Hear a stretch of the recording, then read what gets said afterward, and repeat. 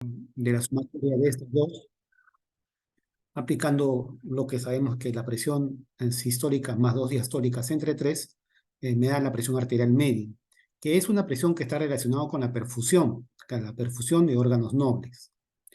Aunque esta perfusión depende no solamente de la presión arterial sistémica, sino también de la presión local del órgano noble, ¿no? Del mecanismo vasomotor local del órgano noble. Nosotros tenemos guías que nos recomiendan dar tratamiento a determinados niveles de presión arterial. Las últimas dos guías, la guía americana del 2017 y la guía europea del 2018 y la del 2023, que es la última que ha salido, la guía europea, nos recomiendan, sobre todo esta europea, esta estratificación de los valores de la presión para hablar de hipertensión. Y entonces clasifica la hipertensión como óptima, cuando la sistólica es menor de 120, miren, y además la diastólica es menor de 80. Esa es presión óptima. O sea, digamos lo que llamamos presión ideal. La OMS considera una presión ideal una de 120 sobre 80, ideal en el adulto joven. Una presión sigue siendo normal, ya no ideal, si está su sistólica entre 120 hasta 129 y o la diastólica entre 80 y 84. Es una presión normal.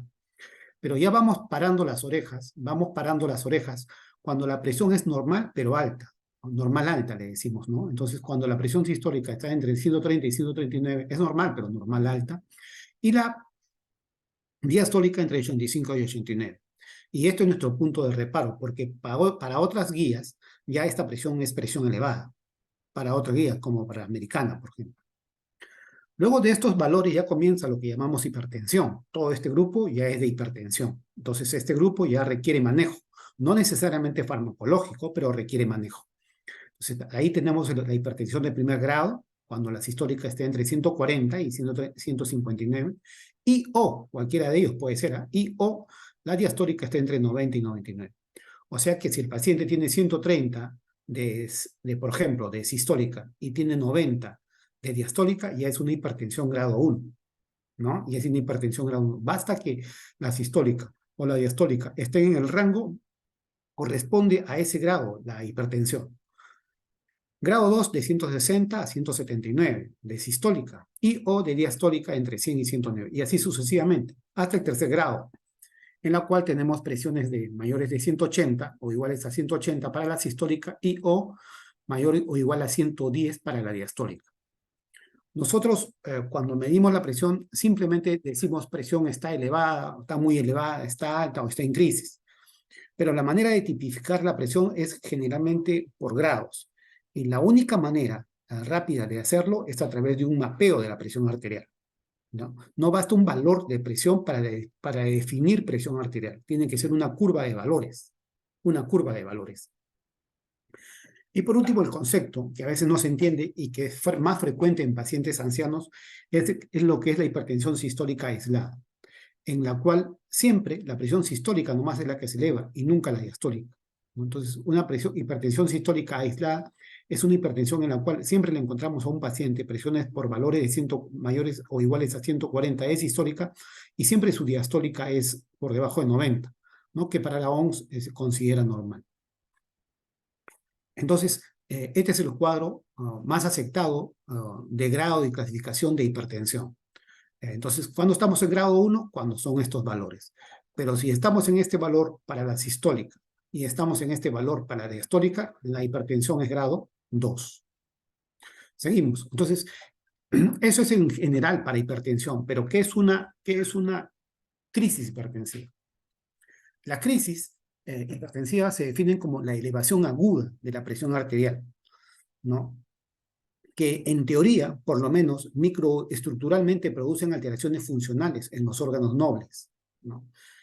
¿Cómo detectamos la crisis hipertensiva? Midiéndole la presión al paciente. Y asumimos de que ese valor de presión está haciendo daño, por más que ese paciente sea asintomático. Pero esta crisis hipertensiva tiene dos grandes ramas, digamos, la emergencia hipertensiva y la urgencia hipertensiva. Entonces, la elevación de la presión arterial súbita, aguda, valores, digamos, por encima de 40 milímetros de mercurio respecto al basal, y de 20 milímetros de mercurio respecto al basal en la diástole, el de 40 para la sístole y 20 para la diástole, ya se puede hablar de una subida súbita, ¿no? Bastante significativa de la presión arterial. No una subida de 10 miligramos o de 10 milímetros de mercurio o una subida de 5 milímetros de mercurio ya se considera que es crisis, no. Crisis es una curva más elevada de elevación de la presión arterial, que son valores mayores para sístole respecto a valores para diástole. No hay un número para decir esto es crisis hipertensiva, porque hay pacientes que tienen como presión habitual 11,6, o sea, 110/60, y hay otros pacientes que tienen como medición habitual 130/85, y ambos son normales. Entonces, la elevación súbita de 40 miligramos para la sistólica o de 20 miligramos para la diastólica, más o menos me está hablando de una crisis, o sea, de que ha habido una elevación aguda de la presión. Nosotros cuando caminamos, subimos escaleras o hacemos alguna actividad física, subimos presiones entre 10 a 20 miligramos y se consideran variaciones circadianas de la presión arterial. Eso es para diferenciarlo de una crisis en la cual hay una subida súbita de la presión arterial sin haber aumentado mi actividad de vida diaria. ¿Y cuál es la fisiopatología de la crisis hipertensiva? Básicamente tiene que ver con la vasoconstricción intensa. Y esta vasoconstricción intensa está relacionada al sistema nervioso simpático, pero además al sistema de renina-angiotensina-aldosterona. Y como veremos, hay una conexión entre ellos. ¿Por qué es importante esto? Porque al inicio de la evolución en el tratamiento de la hipertensión, uno daba tratamiento básicamente por a la alteración sufrida por el sistema nervioso simpático. Después, en unos años después, se vio que tenía mucho que ver con la presión el sistema renina-angiotensina-aldosterona. Entonces, ahora ya prácticamente todos los fármacos para hipertensión crónica están en función, la mayoría está en función de atacar a este sistema renina-angiotensina-aldosterona, que es la que se exacerba, se excita, digamos, y produce este tipo de vasoconstricción, y no solamente eso, sino también retención y aumento de frecuencia cardíaca, como veremos. Otro de las causas fisiopatológicas es la pérdida del mecanismo de autorregulación. Como les dije en un primer momento, el daño de un órgano noble va a depender de la presión arterial sistémica, de la presión arterial media, que está relacionado con la presión de perfusión de un órgano, pero además está relacionado con los mecanismos autorreguladores, las sustancias bioactivas que libera el propio vaso del órgano en sí. Por ejemplo, el vaso coronario tiene sus metabolitos que van a producir vasoconstricción y vasodilatación de la arteria coronaria para regular el flujo de sangre que le llega o que le sale de ese corazón. Igual el hígado, igual el cerebro. Entonces, si ese mecanismo de autorregulación propia de un órgano falla, entonces el órgano puede sufrir daños, infartos, sea en el cerebro, por ejemplo, infarto cerebral, en el corazón, infarto cardíaco u otro tipo de alteración en la perfusión. Con la edad, además, otro mecanismo fisiopatológico, sabemos, es la disfunción endotelial. Con la edad, los vasos sanguíneos van, digamos, disminuyendo su elasticidad y aumenta su rigidez. La rigidez arterial es uno de los mecanismos que produce disfunción endotelial. Y esto se ve alterado además porque los vasos sanguíneos en las personas de edad comienzan digamos, a cubrirse de capas de colesterol que van disminuyendo la actividad biógena de este propio vaso, como es la liberación de óxido nítrico, que tiene la función vasodilatadora. Entonces, un vaso añejo cubierto con placas ateromatosas pierde este mecanismo de producción de óxido nítrico y, por lo tanto, la capacidad de relajación. Asimismo, el aumento de la permeabilidad endotelial con extravasación de algunas sustancias disminuye, ¿no?, esta actividad en el vaso sanguíneo. Bien, entonces este es el esquema básico del tratamiento para la hipertensión arterial crónica. Veamos para la elevación aguda posteriormente. Pero miren, todo comienza aquí. Con la disminución de la perfusión a nivel renal, se libera, como ustedes saben, esta sustancia que es la renina. Esta renina va por vía sanguínea y va a actuar sobre el angiotensinógeno producido por el hígado y la va a convertir en angiotensina 1.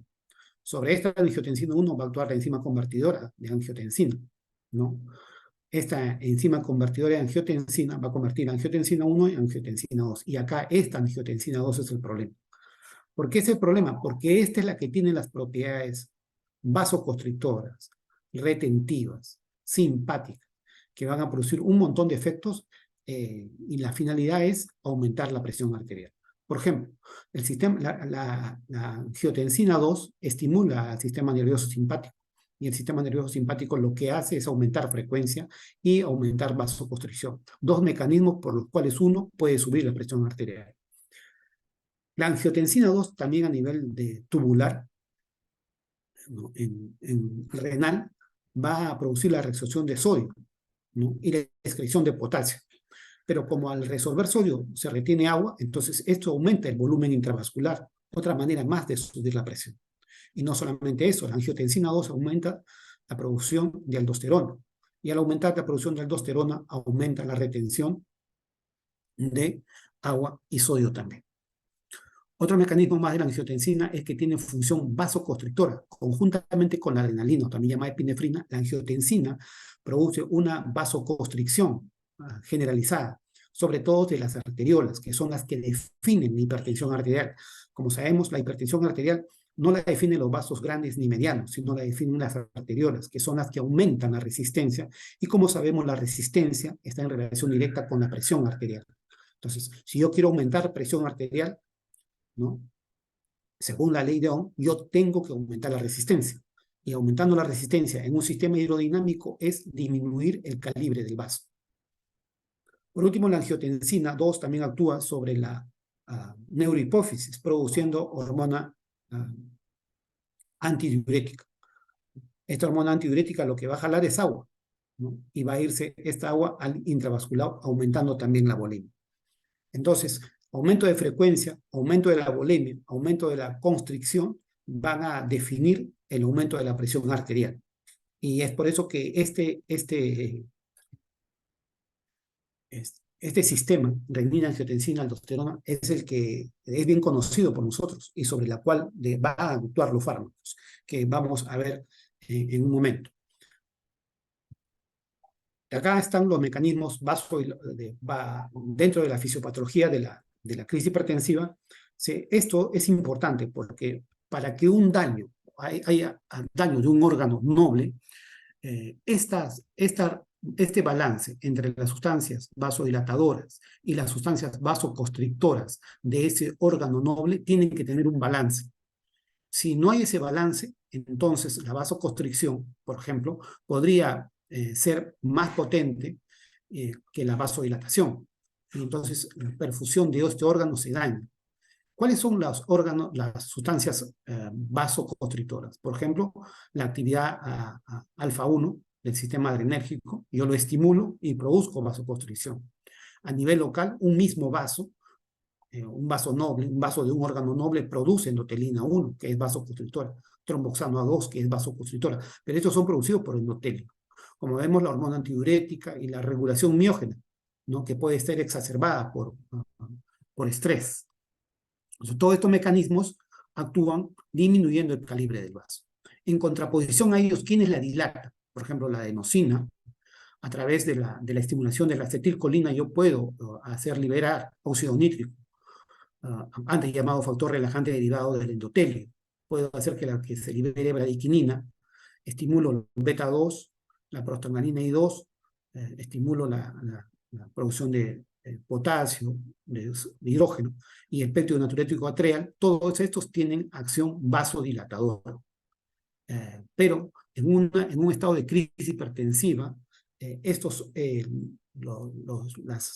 las sustancias biógenas vasoconstrictoras son mucho más potentes que las vasodilatadoras y entonces dañan la perfusión al órgano noble. Entonces, cuando uno habla de crisis hipertensiva, dices elevación súbita de la presión arterial. que puede o no tener sintomatología. Y entonces ahí viene la diferencia entre lo que es una crisis hipertensiva que constituye una urgencia y una crisis hipertensiva que va a constituir una emergencia. Una crisis hipertensiva que constituye una urgencia, no hay lesión de órgano blanco, de órgano noble. O sea que una subida de presión de una crisis, de una urgencia hipertensiva, yo no voy a notar en el paciente clínicamente daño de órgano blanco, ¿no? El paciente no va a referir a alguna molestia relacionada al cerebro, al riñón, al corazón, relacionada a la perfusión de esos órganos, ¿no? El paciente puede estar asintomático o con síntomas inespecíficos, puede tener una cefalea moderada, puede tener un zumbido de oído, puede tener unos escotomas, ¿no?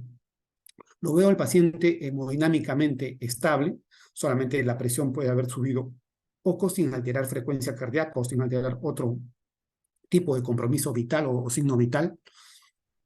Esto de que sea una urgencia hipertensiva me calma, porque lo que yo sé es que tengo que bajar la presión en un tiempo definido, como un tiempo intermedio, no me tengo que apresurar a bajar la presión.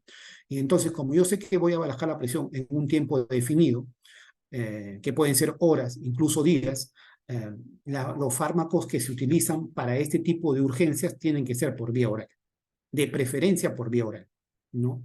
Estos pacientes con urgencia hipertensiva no necesitan hospitalizarse.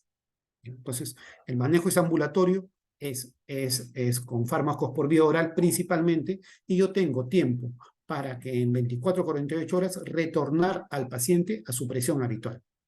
Entonces, eso es la característica de una urgencia hipertensiva. No me estreso porque sé que no hay daño de órgano blanco. Por lo menos daño agudo de órgano blanco, ¿no? Y en una emergencia hipertensiva, sí, voy a encontrar daño agudo de órgano blanco. El paciente puede venir con un ACV, un accidente cerebrovascular, y entonces en crisis hipertensiva. Puede venir con un dolor de pecho en crisis hipertensiva. O puede venir con una insuficiencia renal aguda en crisis hipertensiva.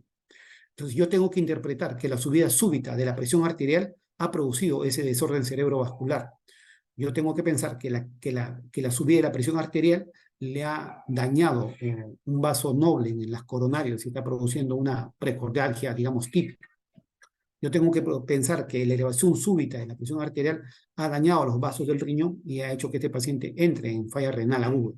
Entonces, esas son emergencias hipertensivas, porque de no actuar en el momento y rápidamente, el daño en ese órgano noble puede ser permanente. Habitualmente, el paciente es sintomático, porque hay un órgano noble que está dañado. Y este infarto, cerebral, o este infarto cardíaco, o esta insuficiencia renal aguda, me puede llevar a la muerte del paciente. Pone en peligro su vida. Entonces, yo tengo un tiempo muy limitado para retornarlo al paciente a su presión arterial habitual. Por lo menos tengo que hacerlo con fármacos por vía endovenosa y el paciente tiene que estar hospitalizado. Entonces, el tiempo corto para estabilizar hemodinámicamente al paciente. El paciente tiene que ser ingresado a una unidad de cuidados intensivos, o sea que tiene que ser ingresado primeramente al hospital, y luego yo tengo que usar fármacos por vía endovenosa. Entonces, estas son las dos situaciones que me marcan la urgencia de la emergencia. Miren que no tiene nada que ver con el valor de la presión arterial al momento de admitir al paciente. No tiene nada que ver con el valor de la presión arterial.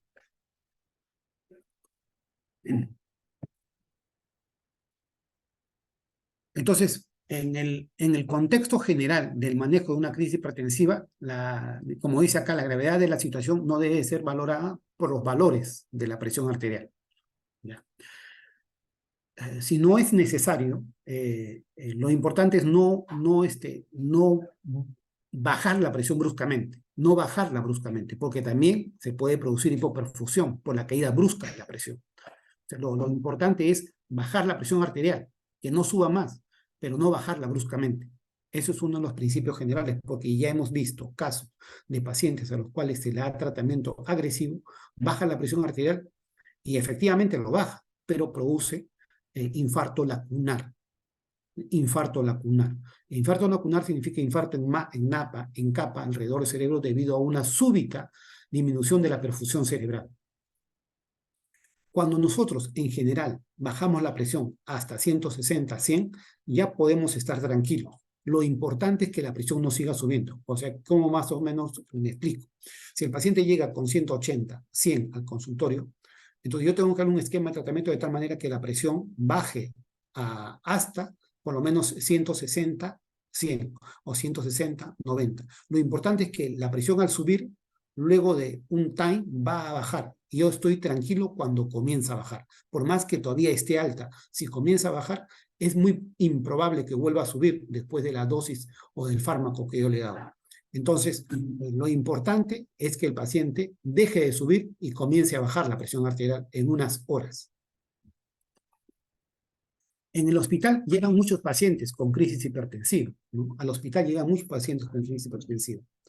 Y muchas de estas crisis tienen un componente emocional, ansioso, nervioso, de tal manera que con 30, 60 minutos de reposo, como dice acá, el 45% de las crisis hipertensivas son remitidas. ¿Por qué? Porque hay un gran componente adrenérgico en el paciente, por la comunicación que hay entre el sistema renina-angiotensina y el sistema simpático.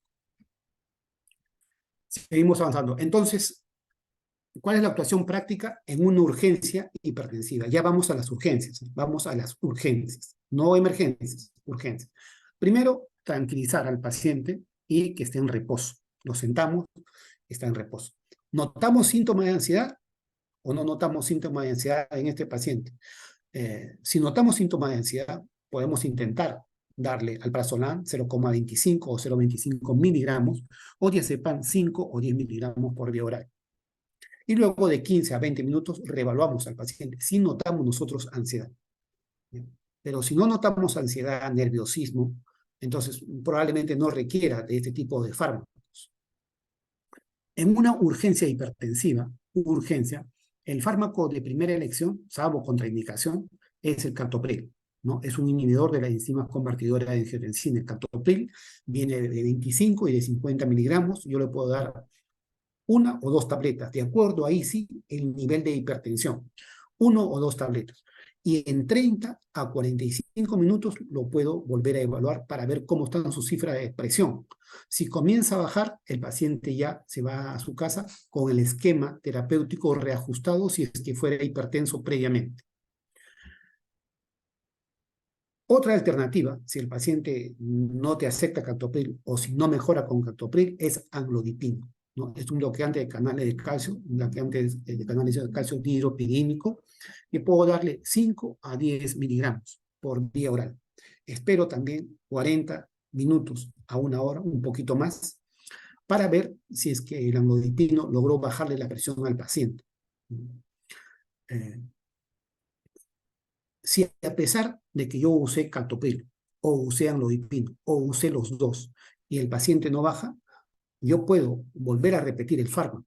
Si yo he usado captopril, puedo volver a repetir un captopril más, por ejemplo, 1 o 2 veces. No se debe tomar más de 4 captopriles al día, digamos.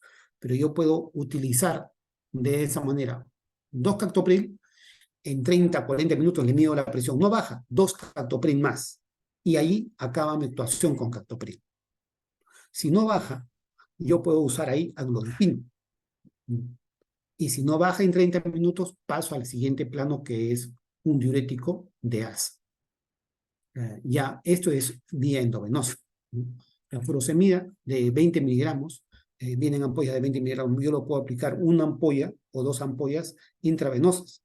Y de hecho que en 20 a 30 minutos el paciente va a comenzar a orinar y se va a sumar además el efecto del captopril o del amlodipino previo que yo le he dado y va a comenzar a bajar la presión. Eso se puede aplicar en urgencias hipertensivas. Puedo darme el tiempo, puedo esperar a unas horas, 2, 3, 4 horas, ahí hasta que el paciente comienza a bajar la curva de presión. No vamos a llevarlo a su presión habitual en un primer momento, no, eso va a suceder conforme pase el tiempo con el fármaco que yo le he reajustado, con el fármaco que yo le he reajustado. Si es que no fuera hipertenso, tengo recién que yo plantearle un esquema de tratamiento por primera vez, pero si no es hipertenso, tengo que plantearle un esquema nuevo, o sea, darle un esquema de tratamiento a ese paciente. Pero si es un paciente que es hipertenso previo, ya solamente se le reajusta el tratamiento que él ha estado llevando. Se le reajusta.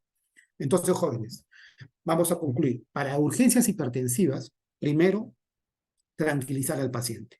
Si denoto signos de ansiedad y nerviosismo, alprazolam o diazepam, ¿no? Si después de 20, 30 minutos sigue ansioso, puedo darle captopril o puedo darle amlodipino. El captopril, para el efecto más rápido, puede ser sublingual, ¿no? O sea que se muele el captopril. Si el paciente no es hipertenso, yo le daría 25 miligramos, por ejemplo, no es hipertenso previo, pero si es hipertenso previo, yo le doy 50 miligramos de captopril sublingual molido. Se los muelo y le pongo debajo de la lengua.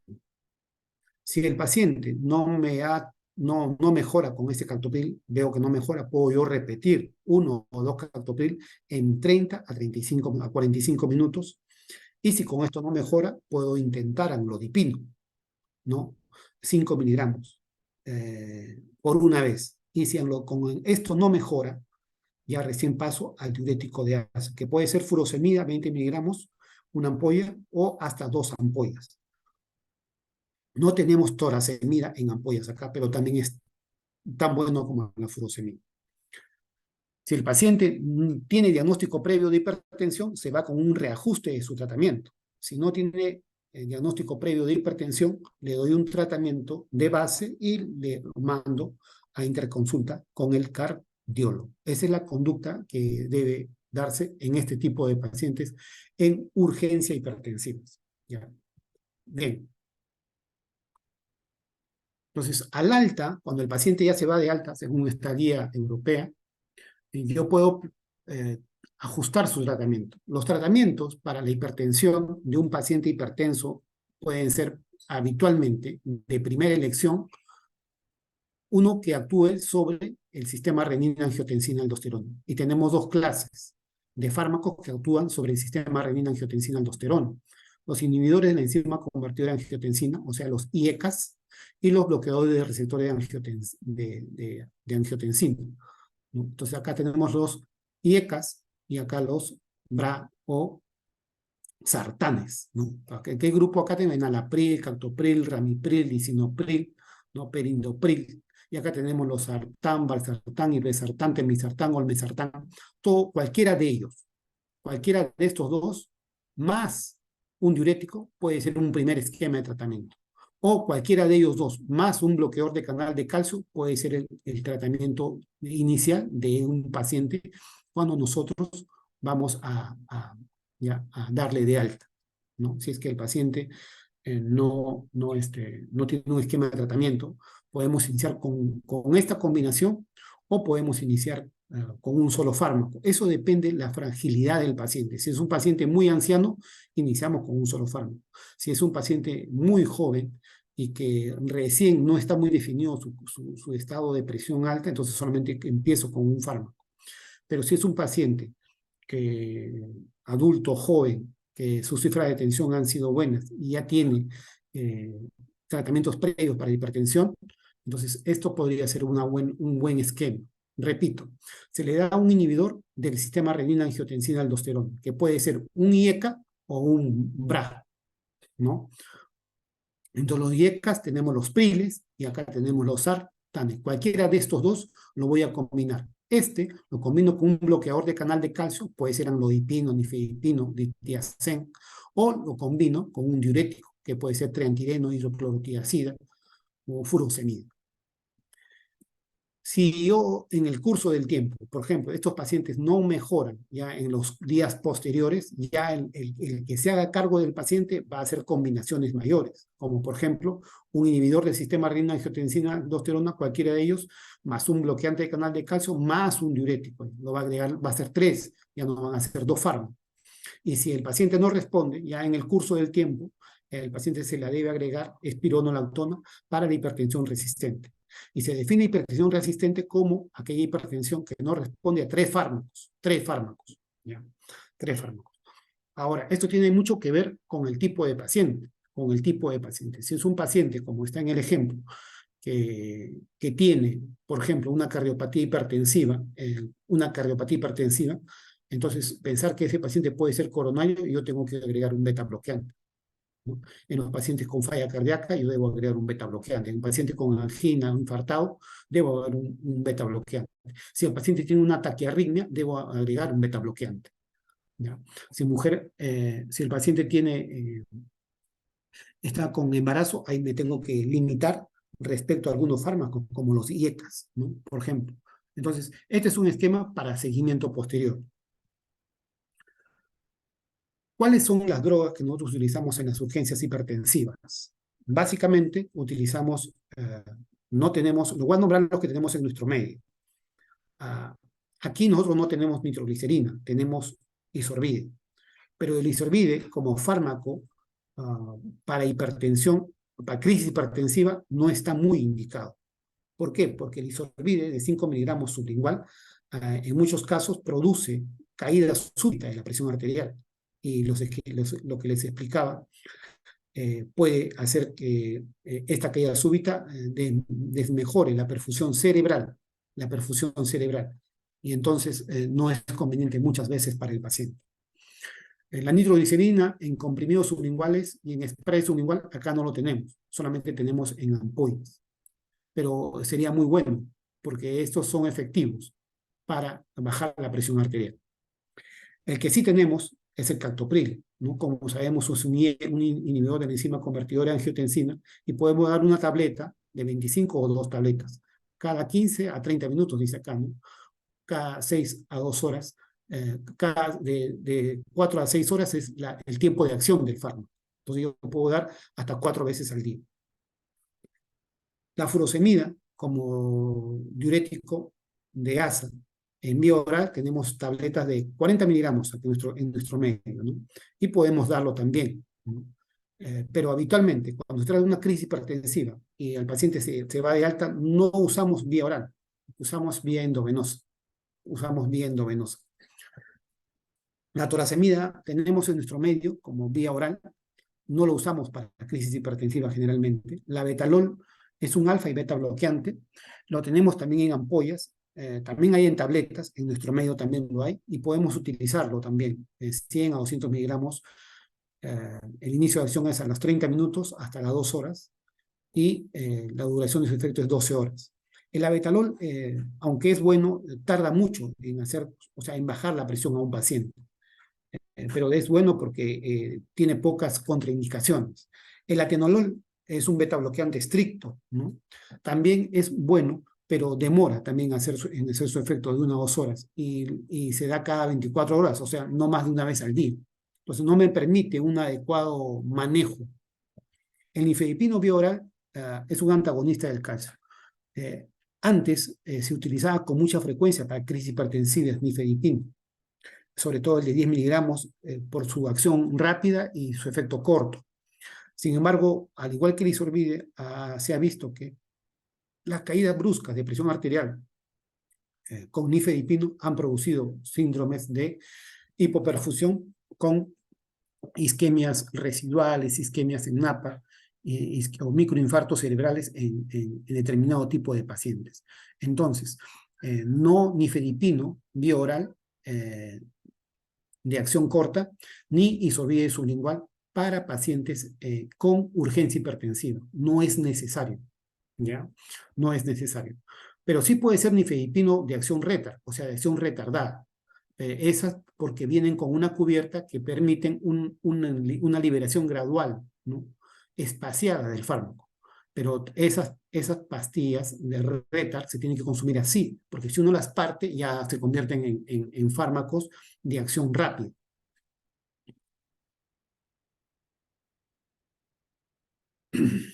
Entonces, eso es con respecto a lo que era urgencias. Ahora, vamos al punto de lo que son emergencias. Las emergencias, lo que se intenta es reducir la presión arterial sin deterioro de la perfusión tisular, que es el peligro debido a que vamos a usar fármacos de acción endovenosa. Nosotros vamos a necesitar bajar la presión rápidamente según la etiología y el tipo de enfermedad que tenga el paciente, la agudeza de la enfermedad que tenga el paciente. A veces necesitamos bajar en minutos, como una disección aórtica, o puede ser en horas, ¿no? Como una cardiopatía hipertensiva, puede ser en horas, ¿no? Como en un accidente cerebrovascular. Siempre que nosotros nos afrontemos a una emergencia hipertensiva, tenemos eh, que tener que hacerlo en una unidad de cuidados especiales, una unidad de cuidados intensivos, ¿ya? Saber bien la enfermedad de fondo del paciente, si el paciente es cardiópata, si el paciente es nefrópata, si el paciente tiene enfermedad neurológica, para escoger el mejor fármaco, ¿no? Escoger el mejor fármaco. Ah, entonces, adecuamos la droga al tipo a la etiología, a la causa de la hipertensión y evaluamos cuán importante es esa emergencia, cuán agudamente me puede comprometer al paciente o dejarle secuelas a este tipo de paciente. Cuando uno se enfrenta a una emergencia hipertensiva, el paciente tiene que ser hospitalizado, va a ser manejado con drogas y tenemos que bajarle rápidamente la presión. Sin embargo, no podemos dejar de estudiar a este paciente. Al paciente con crisis tipo emergencias hipertensivas se le tiene que hacer estos exámenes según la guía europea. Primero, un fondo de ojo, que realmente pocas veces lo hacemos porque no tenemos en emergencia, oftalmólogo de emergencia, no, pocas veces lo hacemos. Lo que sí tomamos electrocardiogramas, porque la técnica GARI nos toma el electrocardiograma para tener una idea de qué corazón tiene ese paciente. Luego vemos también su función renal, porque muchas de las crisis hipertensivas se deben a que el paciente está con sobrecarga de volumen, debido a que es un paciente que no orina, entonces, o que tiene insuficiencia renal crónica. Entonces, pedimos el electrocardiograma, la creatinina principalmente y los electrolitos. Pedimos las troponinas para ver si es que no hay isquemia miocárdica. Le hacemos una placa de tórax para ver que no haya sobrecarga de volumen, ¿no? En la sospecha de una disección aórtica, una emergencia hipertensiva por disección aórtica, vamos a pedir una tomografía, ¿no? O una resonancia magnética. Entonces, depende más o menos de lo que nosotros estemos pensando, vamos a escoger los exámenes. Si es una emergencia hipertensiva en un paciente coronario previo, entonces electrocardiograma y troponinas cardíacas de base. Si es una emergencia hipertensiva en un paciente renal, lo que tenemos que hacer es pedirle su perfil de creatinina, glucosa, urea, creatinina, electrolitos y tomarle una placa de tórax. Si es un paciente con insuficiencia cardíaca, hipertensión, placa de tórax y ProBNP, que no lo tengo aquí en el marco. Si es un paciente con daño neurológico, entonces él va a una tomografía o a una resonancia magnética cerebral, ¿no? Si es un paciente con dolor de pecho, pero que no es coronario y que pienso que puede hacer por una disección aórtica, él va a una tomografía coronaria de grandes vasos para ver en tórax y abdomen para ver que no haya disección, ¿no?, de aorta. Entonces, yo tengo que plantear los exámenes que voy a solicitar de acuerdo a mi tipo de emergencia, de acuerdo al tipo de emergencia que yo me voy a enfrentar. Entonces, cuando yo estoy ante una crisis hipertensiva, yo tengo que ver el grado estoy ya ante un paciente con una crisis hipertensiva, sea urgencia o emergencia.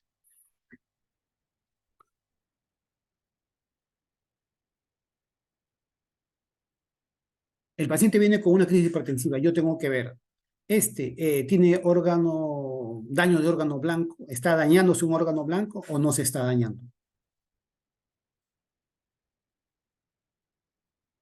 Si no se está dañando un órgano blanco, o sea, si este paciente viene sin sintomatología que me haga sospechar que tiene daño de un órgano blanco, entonces yo tengo que actuar de acuerdo a eso. Entonces, acá está en mi algoritmo, daño de órgano blanco o nuevo daño o empeoramiento o daño progresivo. ¿Tiene el paciente? Si no lo tiene, pero sin embargo tiene elevada la presión arterial, marcadamente elevada, yo lo único que hago es le restituyo sus fármacos antihipertensivos si lo está tomando, o le inicio una droga, le reajusto la dosis o le inicio un fármaco a este tipo de paciente, porque no tiene daño de órgano blanco y actúo como si este paciente tuviera una urgencia hipertensiva.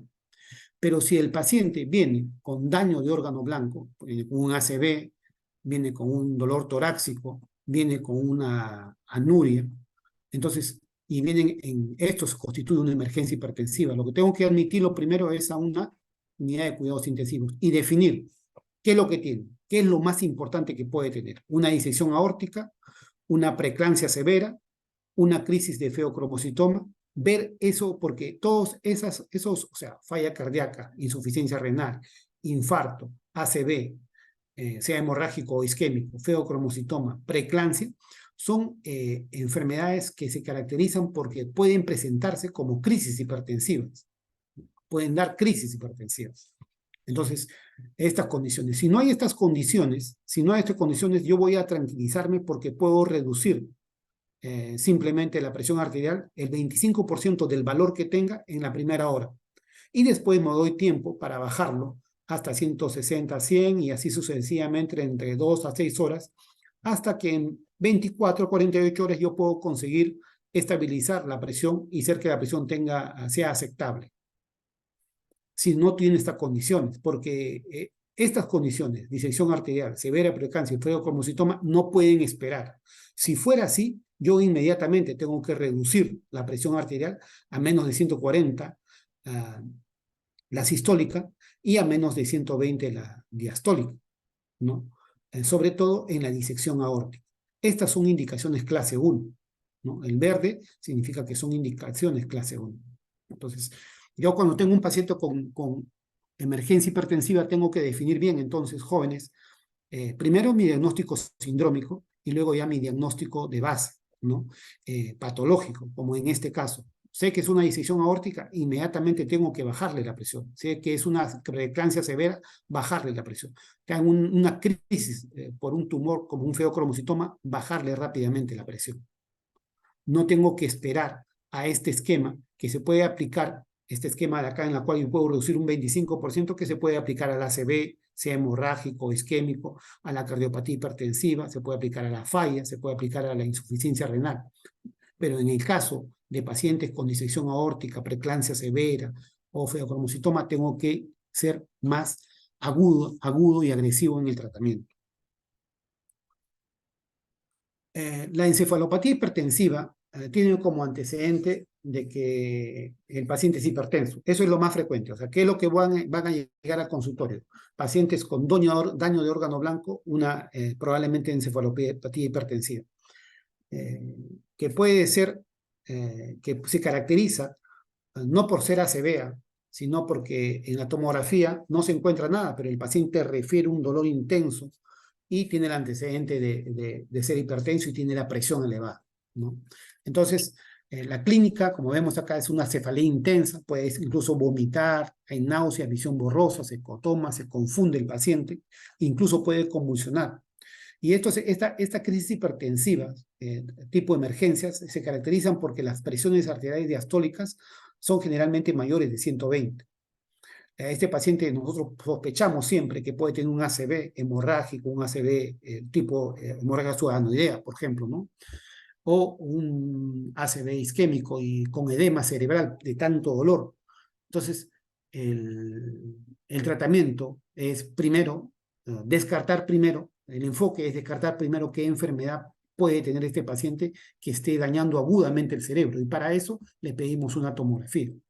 La tomografía puede estar en 25 a 30 minutos y nos da el diagnóstico. Si la tomografía es aparentemente normal, o sea, no hay ACV isquémico o evidente, no hay ACV hemorrágico evidente, entonces nos calmamos y podemos disminuir la presión arterial ya en forma más pausada.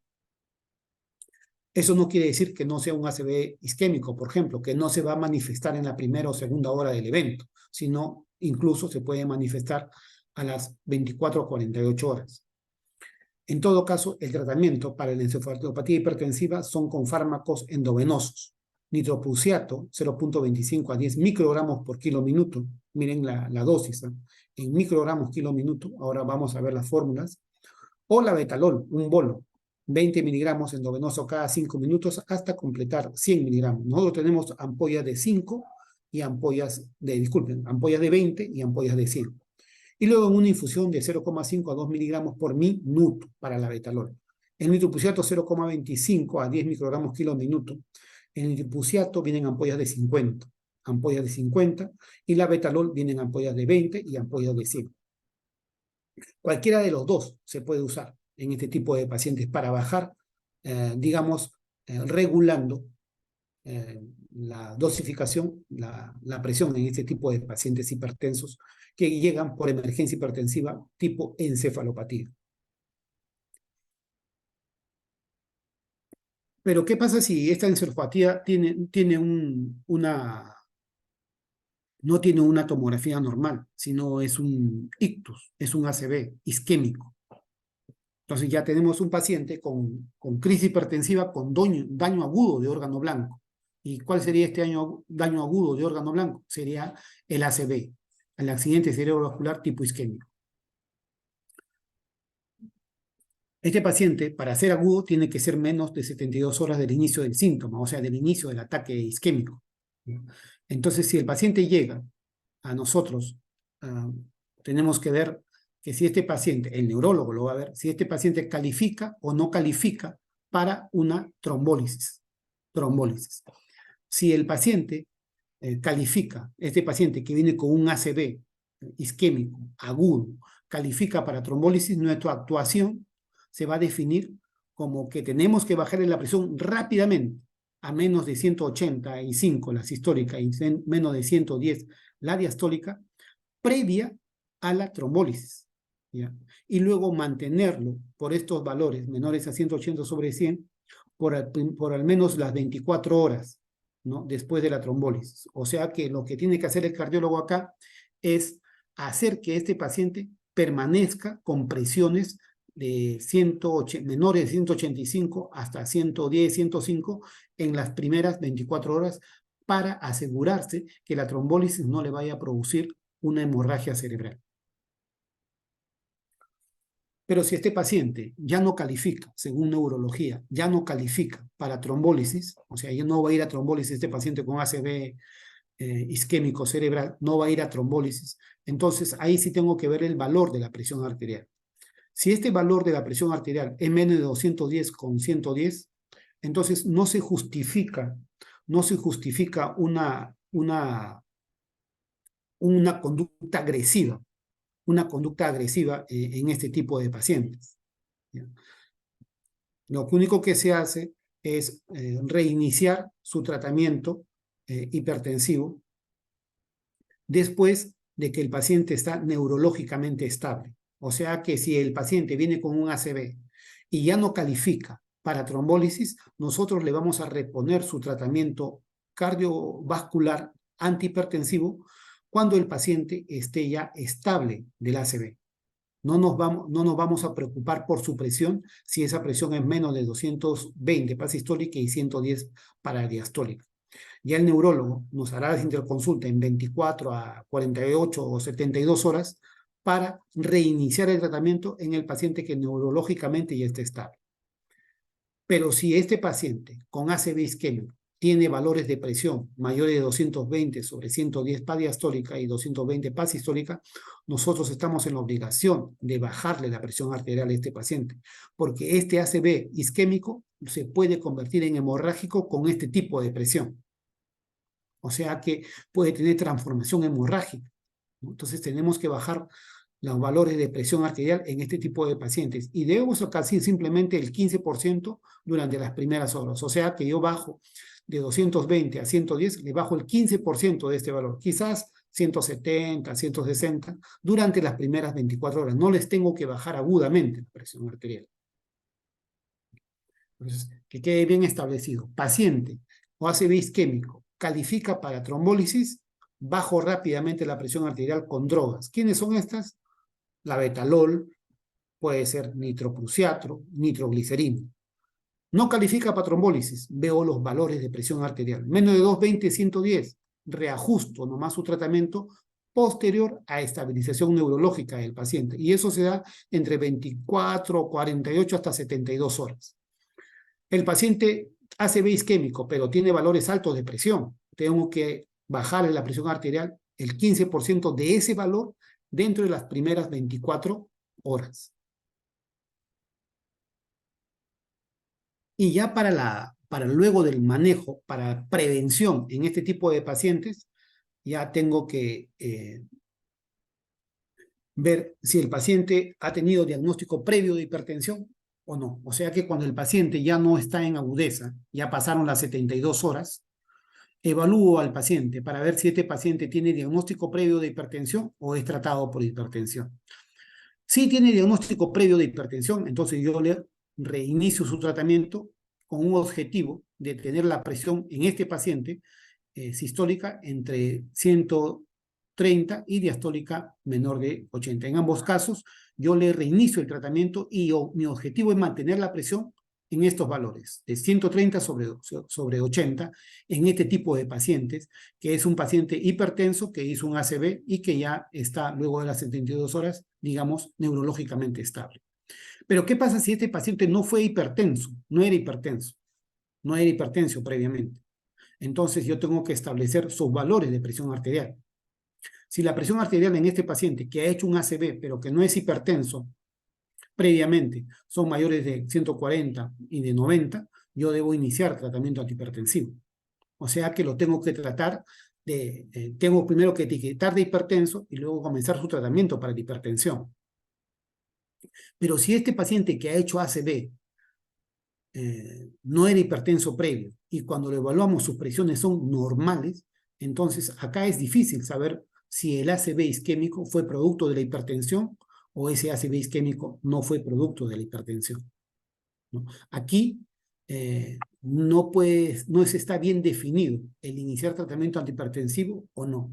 Probablemente la fuente embolígena no fue hipertensiva, sino fue arrítmica o de otro tipo.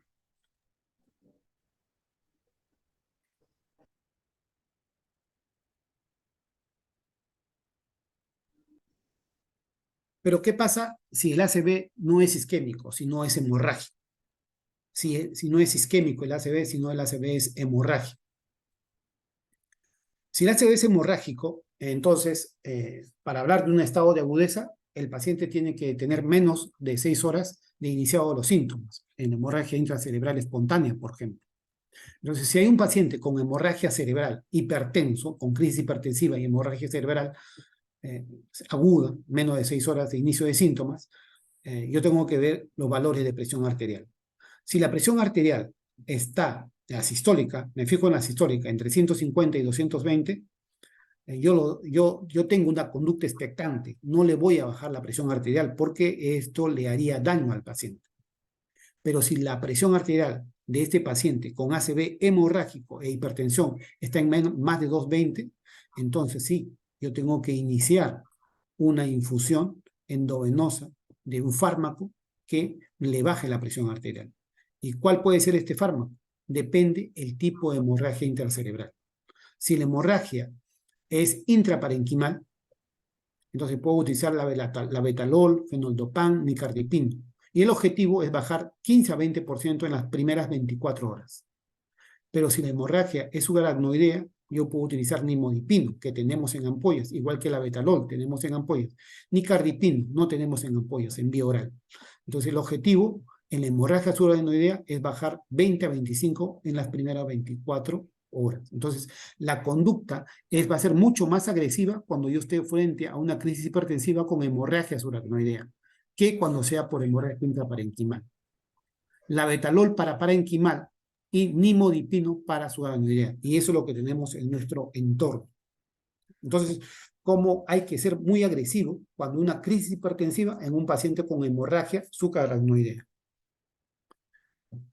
Estas son algunas características que pueden darles a ustedes algunas luces sobre cómo es la presentación clínica de este tipo de pacientes. ¿Ya? Vamos a pasarlo. ¿Qué hago paciente con crisis hipertensiva y falla cardíaca aguda? Entonces, cuando un paciente se presenta por crisis hipertensiva y además está con insuficiencia cardíaca descompensada, Es de pensar que esta crisis hipertensiva es debido a la sobrecarga de volumen. Y entonces, la clave del tratamiento para este tipo de pacientes es la infusión primero, o sea, de furosemida, o sea, de un diurético de asa para quitarle volumen. Pero si eso no es suficiente, además debemos vasodilatarlo. Y el principal vasodilatador es la nitroglicerina si el paciente es congestivo y coronario. Y si no fuera así, nitroprusiato. También se puede utilizar enalaprilato, pero su uso es muy caro si lo tenemos en nuestro medio y su rango de manejo es un poco difícil porque la aplicación es horaria. En cambio, con nitroprusiato y nitroglicerina es sin infusión y yo puedo ir regulando a criterio médico el nivel de presión arterial que estoy consiguiendo, lo que no puedo hacerlo con el enaprilato porque se aplica en forma horaria. ¿Cuál es el objetivo entonces de tratar una crisis hipertensiva en un paciente con falla? Es disminuir tanto la precarga como la postcarga. ¿Quién me disminuye los dos? Principalmente nitroprusiato. ¿Quién me disminuye solo precarga? Nitroglicerina.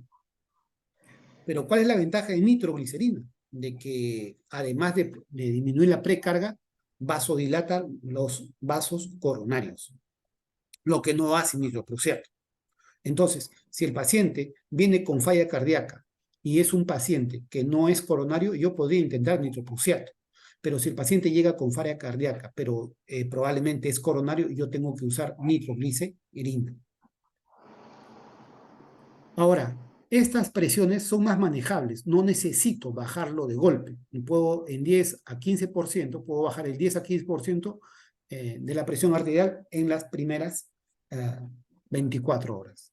Aunque si tiene una función renal adecuada, este paciente probablemente en menos de 24 horas ya regrese a sus valores normales de presión arterial, ¿no?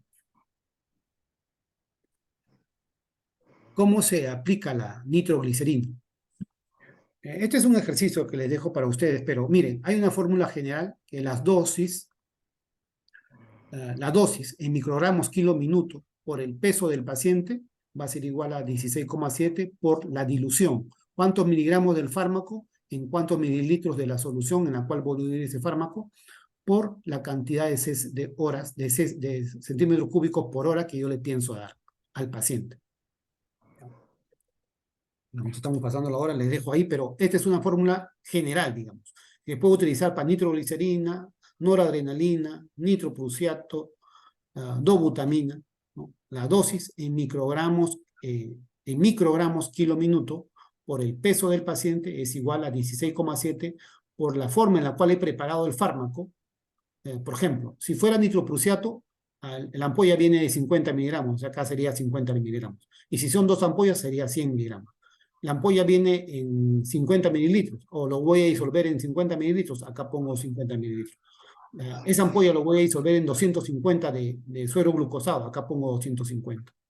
¿No? Entonces, mi dosis que yo pienso darle, el peso del paciente, 16,7, la forma en la cual preparo la infusión que le voy a dar, la cantidad de miligramos sobre el volumen, por la cc horas, que es lo que voy a conseguir, por bomba. Cc horas, si yo no tengo bomba, es igual a microgotas por minuto. O sea, es el mismo valor. Si acá, por ejemplo, me sale 5 cc horas, es 5 microgotas por minuto. Y este es más o menos el ejemplo, ¿ya? Seguimos.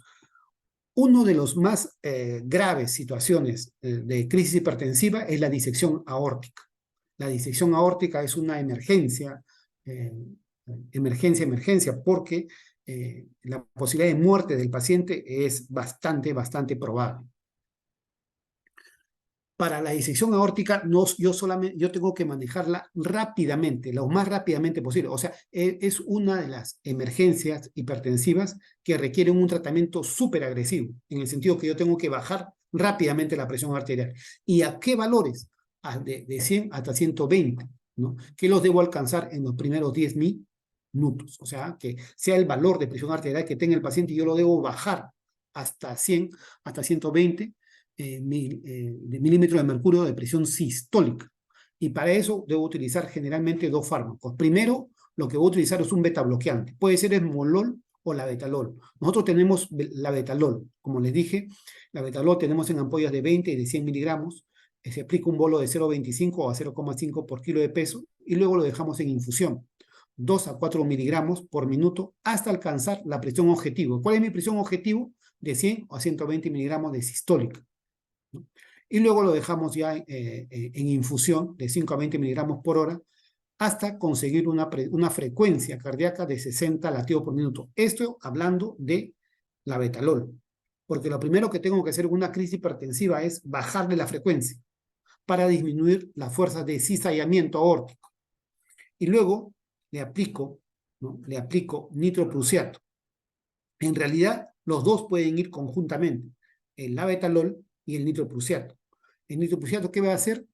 Va a bajar rápidamente la presión arterial hacia la presión arterial objetivo, porque la betalol me lo va a bajar también, pero lo que me va a hacer la betalol es además disminuir frecuencia cardíaca, que también es importante. O sea que para la disección aórtica yo tengo que disminuir frecuencia cardíaca y tengo que disminuir presión arterial para que el vaso sanguíneo no se rompa y el paciente muera en la emergencia.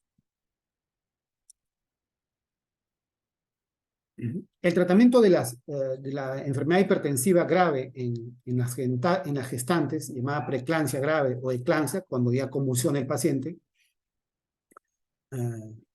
la fisiopatología es un vasoespasmo con disminución de la perfusión a todo nivel e incluye daño al producto, al feto.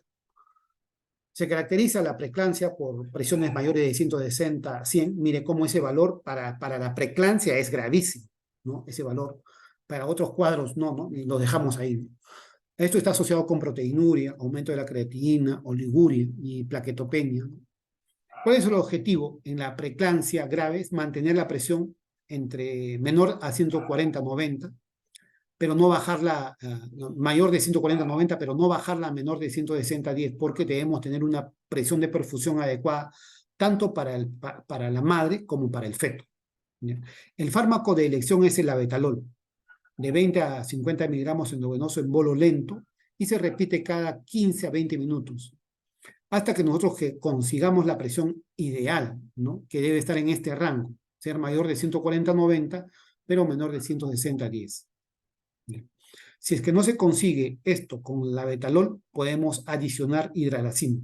Lamentablemente nosotros no tenemos hidralazina, y lo que adicionamos es nifedipino horario a la betalol, o nitroprusiato o nitroglicerina, ¿ya? Si es que no nos baja la presión. Porque a pesar de que estos valores no son muy altos, las presiones en la preeclampsia no bajan fácilmente. Tienen ese defecto de que no son rebeldes al fármaco, incluso a los fármacos endovenosos. Si el paciente con preeclampsia grave tiene signos de que puede convulsionar, entonces se debe agregar sulfato de magnesio, 4 miligramos STAT,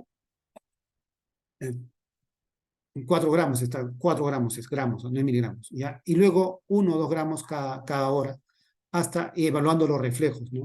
Osteoteninosos del paciente. Hay la llamada hipertensión acelerada maligna. Esto está relacionado a los pacientes con insuficiencia renal. Los pacientes con insuficiencia renal, debido a que no eliminan orina, se sobrecargan de volumen y lo que hacen son hipertensiones malignas, poco manejables. Y entonces la característica es que su presión arterial diastólica es más de 130 milímetros de mercurio, y como les dije, está asociada a esta enfermedad renal con pacientes que ya no orinan, o sea, muchos de estos están en hemodiálisis. Como ya no lo podemos hacer orinar estos pacientes, lo que tenemos que vasodilatar o mandarlo al nefrólogo para que lo someta a diálisis y le haga ultrafiltrado. El manejo, si es que no tenemos con diálisis ni ultrafiltrado en el momento, es con la betalol como primera línea y en segunda línea nitroprusiato. Como ven, el nitroprusiato nos sirve para todo, pero tiene el defecto de ser un fármaco que no se puede utilizar por más de 3 días. Tiene un efecto de ser un fármaco bastante agresivo porque vasodilata vena, vasodilata arteria, disminuye precarga, disminuye poscarga, y que a los 3 días no, 3 días no puede utilizarse más porque produce taquifilaxia y tiene que estar protegido o envuelto porque la luz daña el fármaco.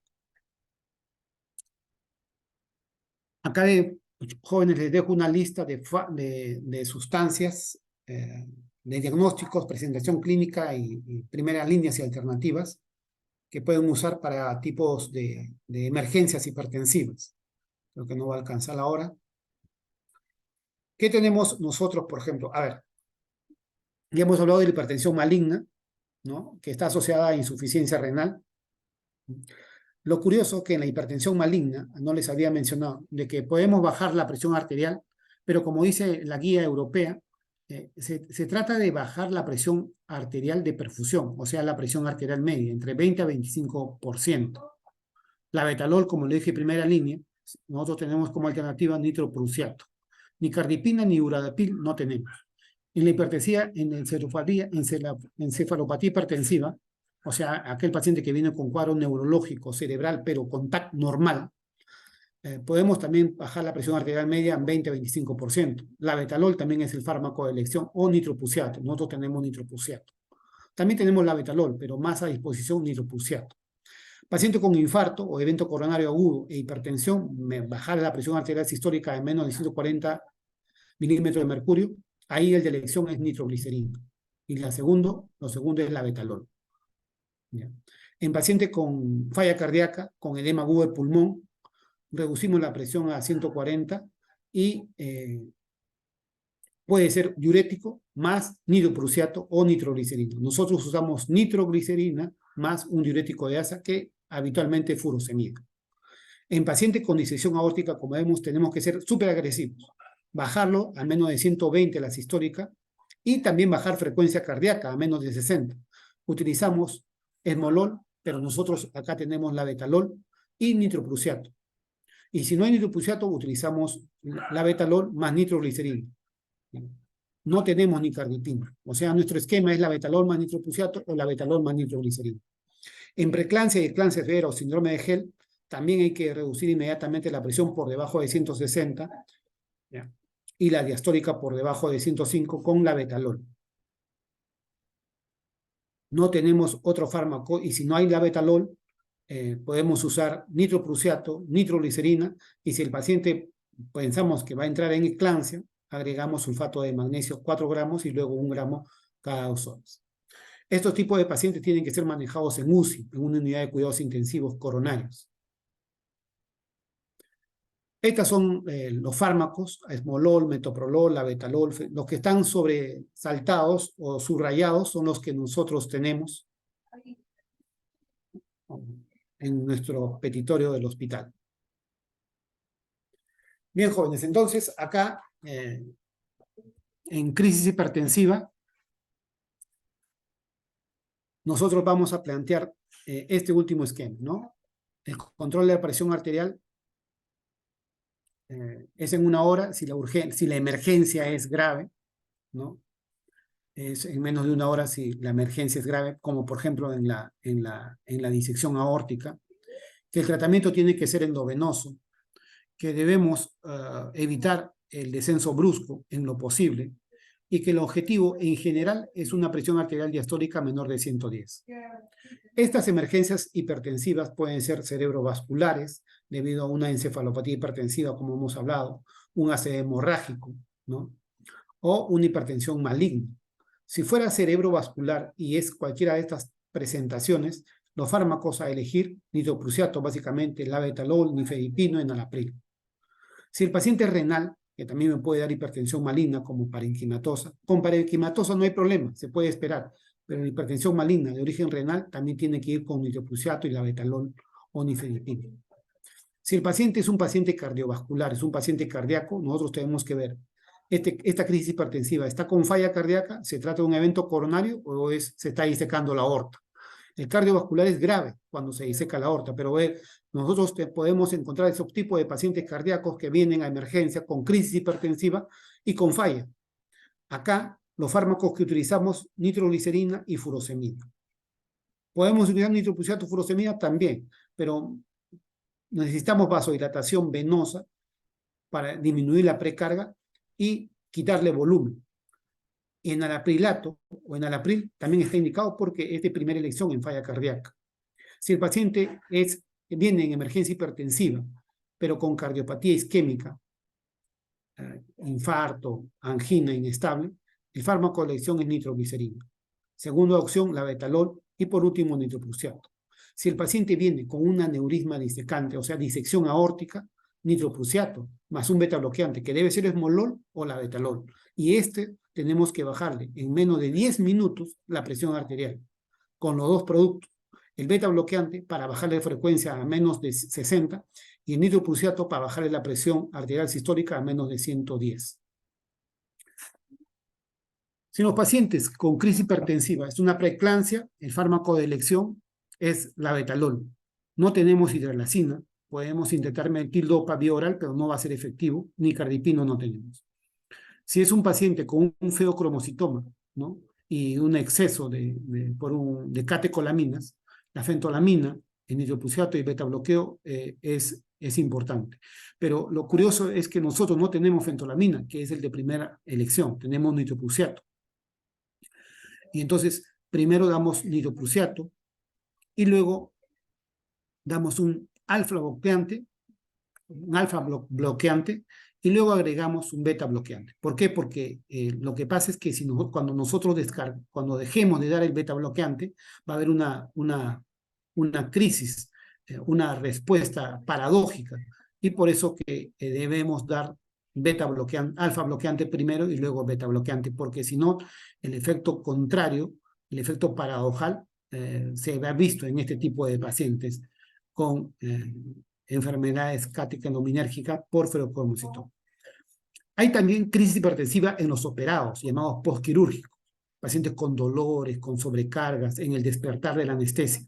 Estos pacientes van bien con nitroglicerina, con beta bloqueantes. Bien, jóvenes. Tenía un caso clínico, pero ya creo que es muy tarde. Bueno, los comento. Se trata de un paciente con un feocromocitoma joven, que tiene un tumor suprarrenal izquierdo gigante, un feocromocitoma. Lo mandan a interconsulta por una emergencia hipertensiva, que para ellos no estaba en tratamiento y no mejoraba. El paciente estaba en taquicardia, con una cefalea intensa. El esquema que estaba llevando en ese momento era, por ejemplo, en este paciente con un feocromocitoma en crisis hipertensiva, es una emergencia hipertensiva, estaba con una dieta blanda, hiposódica, volumen total de líquidos 1200, vía salinizada, estaban poniéndole nitroprusiato, 2 ampollas, en destroza al 5%, en 100 mililitros, a 12 mililitros hora, que le estaban titulando. Estaba para el dolor con tramadol, porque vomitaba también metoclopramida, nifedipino 30 miligramos cada 8 horas, irbesartán 150 cada 12 horas, metildopa 500 cada 8, atenolol 100 cada 24 horas. Control de funciones renales y balance, y no mejoraba este paciente. Mire, con esta cantidad de fármacos. Bueno, se vio cómo estaba su función renal, estaba dañada, 1.61 creatinina, la glucosa aceptable, nitrógeno también un poquito elevado. El hemograma no había signos de infección evidente, digamos. Algunos datos del paciente. Lo vio en endocrinología, la respuesta de endocrinología fue que el paciente debía ser estabilizado en una unidad de cuidado intensivo para darle el tratamiento respectivo a la enfermedad adrenérgica, ¿no?, que es el feocromocitoma. Entonces vemos al paciente y le indicamos, pues, ¿no?, la medicación como corresponde, le aumentamos las dosis, pero básicamente le aumentamos el nitroprusiato, ¿no?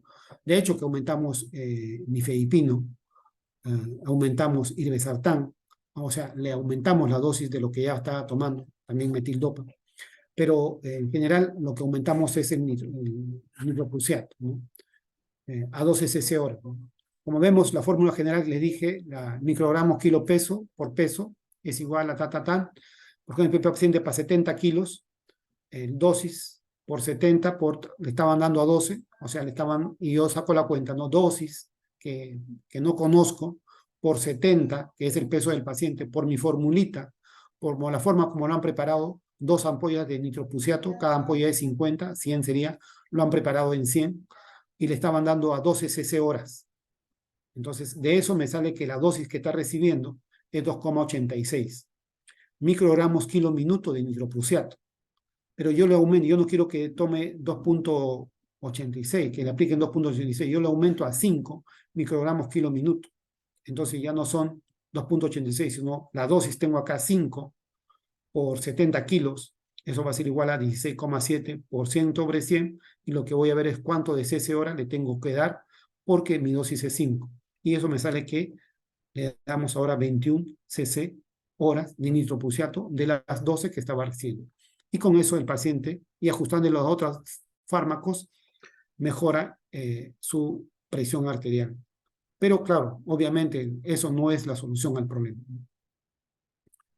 Bien, jóvenes, creo que ahí son otros datos más, otras tablas más respecto a presión arterial.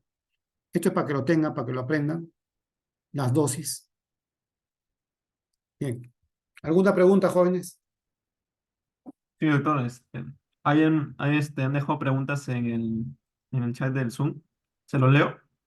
A ver, por favor. Sí, una pregunta es, ¿cuál es el tratamiento de base en un paciente que debuta con una urgencia hipertensiva? El tratamiento de base que un paciente que debuta con... Urgencia hipertensiva. Ya, bien. A ver, hay muchas situaciones, pero vamos en general. Si solamente esos son los datos, yo tengo que pensar que el paciente no tiene ninguna otra enfermedad más que la urgencia hipertensiva. Bien. Si la presión está por encima de 14,9, entonces digo, este paciente está con la presión alta. Pero si el paciente le ha subido súbitamente la presión en forma abrupta, entonces ya tengo que pensar que probablemente sea una urgencia hipertensiva. Y el esquema habitual para una urgencia hipertensiva, en la cual entonces tengo que pensar que no hay daño de órgano blanco, yo le comienzo dándole, si el paciente no tiene antecedente de hipertensión, un captopril. Lo muelo, captopril de 25 y debajo de la lengua. ¿Qué espero? 30 a 45 minutos para medirle nuevamente la presión. Y si en 30, 40 minutos la curva de presión, la presión que él tuvo, no me interesa cuánto ha tenido, la presión que él tuvo baja, entonces yo le indico captopril condicional y lo mando al especialista. Si es que fuera así. Ahora, ¿qué pasa si yo le doy la tableta 30 minutos, el paciente no mejora, más bien sigue subiendo más? Le vuelvo a dar otra tableta más o de cambio a anglodipino 5 miligramos y espero otros 30 a 40 minutos. Si eso no lo ha controlado al paciente, en 30 a 40 minutos, ahí recién aplico furosemide, un diurético de asa, una ampolla endovenosa y espero 30 a 40 minutos más para ver que el paciente está bajando la curva de presión o está controlando la presión ya. Luego de eso, si ya veo que la curva de presión comenzó a bajar, le indico captopril condicional y lo mando al cardiólogo para su electrocardiograma, para sus exámenes de sangre, para su evaluación y seguimiento posterior o para su determinación de que realmente es hipertenso. Porque todo el paciente que va a emergencia va por hipertensión, por presiones altas, por cuadros de emotividad que le han subido la presión, no por diagnóstico de hipertensión establecida. Como saben, primero el paciente se sienta y si le veo, lo noto ansioso, ya saben que tengo que darle un alprazolam, un diazepam, calmarlo, y si con esas medidas primeras no mejora, ahí voy con mi primer captopril, mi segundo captopril, mi amlodipino y por último mi furosemide. Estos pacientes tienen que controlarse así. Si no se controla el paciente, no le voy a dar de alta, lo hospitalizo. Y ya comienzo con la infusión de algún producto, probablemente nitroglicerina. A lo que es raro si el paciente no tiene antecedentes, ¿no? Bien, ¿alguna otra pregunta? Sí, doctor, también está la pregunta en pacientes renales, ¿cómo disminuimos la presión arterial? En Ya, tiempos de bien. COVID se disminuía para colocar la vacuna con presión arterial de 200 sobre 110. Repíteme la pregunta, por favor. Dice, en pacientes renales, ¿cómo disminuimos la presión arterial? en tiempos de COVID se disminuía para colocar la vacuna con presión arterial de 200 a 110. Ya. Los pacientes renales realmente son difíciles de tratar respecto al baja de presión, pero si el paciente renal está en hemodiálisis, o sea, no orina nada, lo único que nos queda es vasodilatarlo. ¿Y cómo lo vasodilatamos a este paciente? Con fármacos vasodilatadores. ¿Quiénes son ellos? Nitroglicerina, por ejemplo, nitroprusiato, por ejemplo, labetalol. Podemos con ellos, si estamos hablando de una emergencia hipertensiva. Si no es una emergencia hipertensiva, si es una urgencia hipertensiva, simplemente le damos fármacos vasodilatadores por vía oral. ¿Y quiénes son ellos? Para los pacientes con enfermedad renal, los más efectivos son los beta bloqueantes, disculpen, son los calcio antagonistas dihidropiridínicos, quienes amlodipino y nifedipino de acción prolongada, ¿no? A esto le puedo agregar además un fármaco de acción central, como metildopa o clonidina. Entonces, los pacientes con crisis hipertensiva y daño renal, no voy a intentarlos hacer orinar, sino vasodilatarlos al máximo. ¿Y cuál es el vasodilatador? Nitroprusiato o labetalol o nitroglicerina, más un fármaco de acción central, metildopa, más un bradicardizante si la frecuencia cardíaca me lo permite. Entonces, yo tengo que aprovechar mi fisiopatología, porque ya sé que bulimia no voy a poder tratar. Si no puedo tratar bulimia, actúo sobre resistencia y actúo sobre frecuencia. Actúo sobre resistencia disminuyéndola, o sea, vasodilatando al paciente. Nitroprusiato, nitroglicerina, labetalol.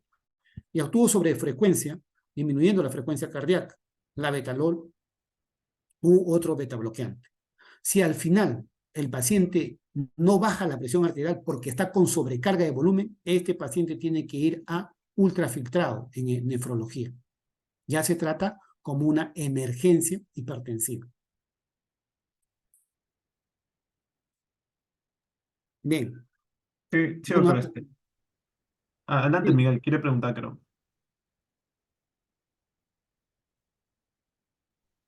Sí, doctor, buenas noches. pregunte. Quería hacer una consulta. Eh, ¿A qué se debería una diferencia más de 20 milímetros de mercurio de la toma de presión arterial en ambos brazos? Ya, esa es una pregunta frecuente. Miren, ve, lo normal es que o sea, lo habitual es que entre un brazo y el otro haya cierta diferencia en las presiones. La explicación básicamente está en la anatomía del vaso sanguíneo, o sea, qué tan cercana a la superficie de la piel esté ese vaso o qué tan escondido a la superficie de la piel esté ese vaso sanguíneo. Se acepta que para la presión arterial sistólica puede haber hasta 15 milímetros de mercurio de diferencia entre uno y otro. Y para la presión arterial diastólica puede haber hasta de 10 milímetros de mercurio entre uno y otro. Pero cuando la diferencia es mayor a esa, ya tenemos que pensar en una anomalía anatómica del vaso, como por ejemplo una coartación de aorta, ¿no?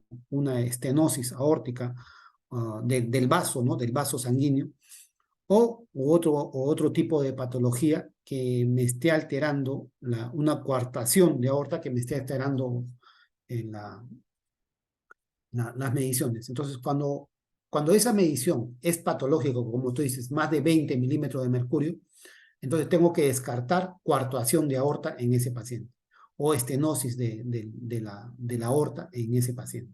No de la válvula, sino del vaso.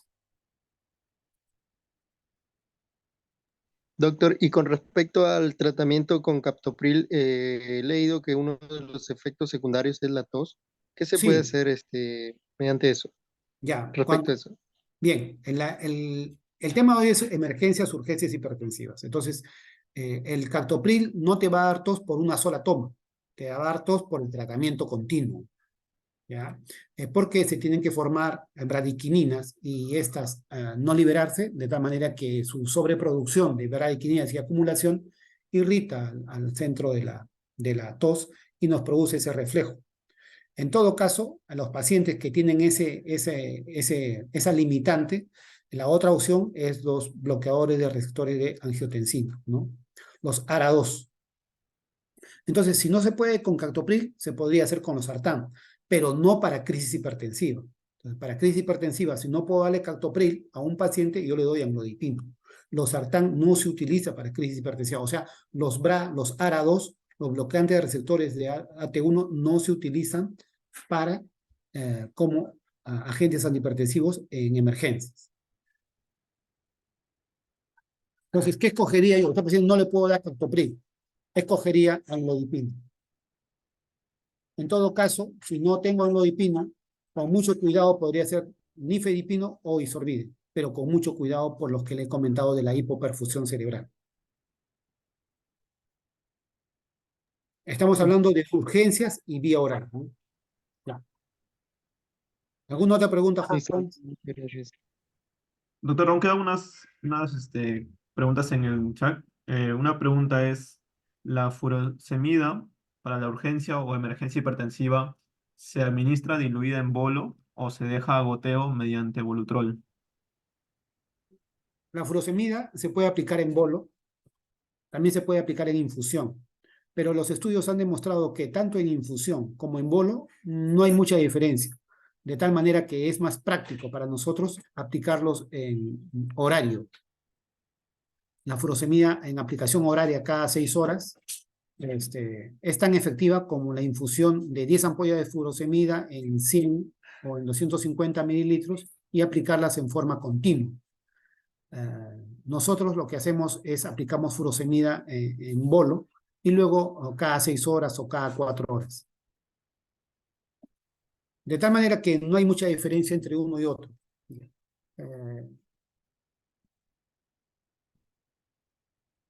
La ampolla es directa, no es, o sea, si es horario, es directa la aplicación. Si es en infusión, tengo que diluir pues 10 ampollas en 100 centímetros cúbicos o en 250 y tritar, calcular para que de tal manera que esas 10 ampollas pasen dentro de las 24 horas, ¿no? Si no, es dos ampollas cada 6 horas o una ampolla cada 6 horas de acuerdo a cómo uno lo quiere usar. Pero en crisis hipertensiva, tiene que ser en vena directamente. Sea urgencia o sea emergencia, tiene que ser el uso en vena directamente. Otra pregunta, doctor, es, en la dosis de nitropurus, ¿De nitroprusiato? sí, nitroprusiato, al momento de colocar miligramos y mililitros, ¿hay una diferencia para optar entre 100 mililitros y 250 mililitros? ¿Una respuesta mejor entre uno y el otro? No. Lo que nosotros, ¿por qué lo diluimos en diferentes volúmenes a veces? Nosotros en cardiología, los pacientes que llegan a nosotros son pacientes cardíacos, con daño cardíaco. Entonces, mientras menos volumen le demos a esos pacientes, mejor. Por eso que nuestras diluciones son de los fármacos en 100 mililitros. Generalmente es en 100, porque no queremos darle mucho volumen al paciente. Pero si el paciente no fuera cardíaco, esa dilución podría ser en 250 y darle más volumen al paciente. Entonces, si tiene buena fracción de eyección, si buena contracción, dale en 250, hasta en 500. Pero si no tiene buena fracción de eyección o su corazón es débil, es un corazón un poco dilatado, dale en el menos volumen posible. Ese es lo único por lo cual uno puede dar en 250 y otros en 100. Los de emergencia, que ven pacientes en general, sus diluciones son en 250. Nosotros, que vemos pacientes cardíacos, generalmente nuestras diluciones son en 100. De tal manera que, por ejemplo, si nosotros aplicamos 5 cc horas de un fármaco, cuando ellos están en su servicio, ese mismo fármaco, a esa misma dosis es 10 cc horas porque su dilución es en el doble generalmente. Entonces, el único reparo es que el paciente no se sobrecargue de volumen, sobre todo si el paciente es cardíaco. Pero si el paciente no es cardíaco, que se sobrecargue un poco, no hay ningún problema, lo va a orinar. Sí, doctor. Dos últimas preguntas que están en el chat es, El captopril sublingual no es controversial en urgencias. Bien, el captopril sublingual no es controversial. No es controversial, es un fármaco que le hemos estado utilizando por mucho tiempo. Claro que se ha visto algunas caídas bruscas de presión arterial en pacientes no bien seleccionados, como pacientes, por ejemplo, que nunca han tenido el diagnóstico de hipertensión y que llegan por presión alta debido a, digamos, a una cuestión emocional. Ven un accidente, pierden un ser querido y llegan con crisis hipertensiva. Entonces, el que da el tratamiento tiene que ver bien. Por eso que la primera opción, cuando llega un paciente, es tranquilizarlo, reposarlo, bromazepam, diazepam o alprazolam. Y eso lo va a calmar. Y le medimos la presión a los 40 minutos y probablemente ya esté tranquilo y no hay necesidad de captopril. Pero si con ese confort, esa tranquilidad, ese ansiolítico no ha mejorado, tenemos que echarle mano a captopril. ¿Ya? Ahora, ¿quiénes son los pacientes lábiles? Jóvenes que nunca han usado fármacos y ancianos, ¿no? Ancianos que toman muchos fármacos y que probablemente uno más son lábiles, son frágiles, ¿no? Ancianos frágiles que puede caer en la presión arterial cuando ellos están acostumbrados a presiones un poco mayores, ¿no? Los jóvenes, por ejemplo, están acostumbrados a presiones entre 11 y 6. Los ancianos están acostumbrados a presiones, su organismo está acostumbrado a 14, 9. Entonces, yo bajarle a 10,6, en ellos le puede producir cierta incomodidad, alteración, ¿no? Mareos, desvanecimientos, incluso estados de hipotensión. Entonces, el captopril es seguro, pero hay que saber a quién darlo. Y como les dije, la primera opción es tranquilizar al paciente, relajarlo, un ansiolítico, si es que ven ustedes al paciente nervioso o ansioso. Si no, captopril es un fármaco seguro. Ahora, no hay mucha diferencia entre darlo por vía oral y darlo masticado o darlo molido. No hay mucha diferencia en el tiempo de acción. Serán de unos 4 o 5 minutos, porque captopril, sea por sublingual o sea por oral, el efecto va a ser rápido. Otra alternativa, si no queremos utilizar captopril, es el amlodipino de 5 miligramos. Va a demorar un poquito más de hacer efecto, pero su bajada va a ser más sostenida y más segura. No baja tan bruscamente como baja el captopril. Bien, ¿alguna otra pregunta? Sí, doctor. Una última pregunta es, después de una emergencia, tratamiento a posterior, la monoterapia en adultos mayores, frágiles o mayores de 80 años, ¿cuál sería el mejor grupo de antihipertensivos? Ya, bueno, es buena pregunta. Miren, los ancianos frágiles, después de una crisis hipertensiva, que no han estado recibiendo fármacos, el fármaco de elección generalmente son los ARA2, porque son los que actúan sobre el sistema renina-angiotensina-aldosterona y con respecto a los IECAS no tienen tantos efectos secundarios. ¿Ya? Entonces, los ARA2, como los sartán, valsartán, irbesartán, telmisartán, candesartán y todos los sartanes, tienen buenos efectos. A mayor generación, menos efectos secundarios. Sin embargo, nosotros, pues, en nuestros hospitales no tenemos de las últimas generaciones, o sea, no tenemos nosotros olmesartán, candesartán ni telmisartán, que prácticamente no tienen efectos secundarios, pero esos serían los fármacos ideales para los pacientes frágiles, ¿no? O que son muy sensibles a la toma de medicamentos. Entonces, yo recomiendo, si un paciente es lábil, sea muy joven o sea muy anciano, el fármaco de elección, si es que recién se va a iniciar tratamiento, son los ARA2, ¿no?